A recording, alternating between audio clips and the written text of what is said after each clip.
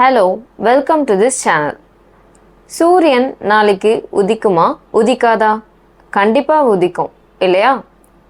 அது deterministic event, அதாவது ஒரு நிகழ்வு கண்டிப்பாக நடக்கும் அப்படின்றது நம்மளுக்கு 100% தெரியும். அந்தப்பட்ட நிகழ்வுகளை நம்ம டிட்டர்மினிஸ்டிக் ஈவெண்ட் நம்ம சொல்லுவோம். இதுவே நான் ஒரு காயின் எடுத்துக்கிறேன், அதை டாஸ் பண்ணுறேன். அதில் ஹெட் விழுமா இல்லை டெய்ல் விழுமா அது என்னால் முன்கூட்டியே சொல்ல முடியாது. அப்போது 2 அவுட்கம் அங்கே வரக்கூடிய சாத்தியம் இருக்குது. என்னால் முன்கூட்டி எந்த அவுட்கம் வரும் அப்படின்றத என்னால் சொல்ல முடியல. இப்படிப்பட்ட ஈவெண்ட், இப்படிப்பட்ட எக்ஸ்பெரிமெண்ட்டை நம்ம ரேண்டம் எக்ஸ்பெரிமெண்ட் அப்படின்னு நம்ம சொல்லுவோம்.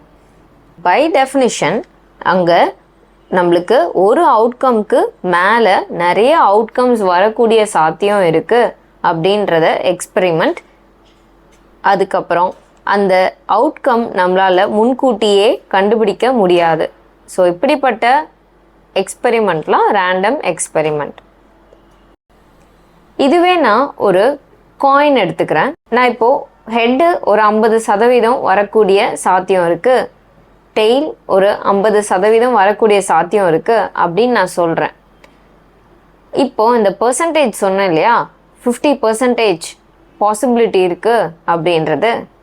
அப்போது அந்த கால்குலேஷன், அந்த சதவீதத்தை கண்டுபிடிக்கிறதுக்கு யூஸ் பண்ணுறது தான் ப்ராபபிலிட்டி.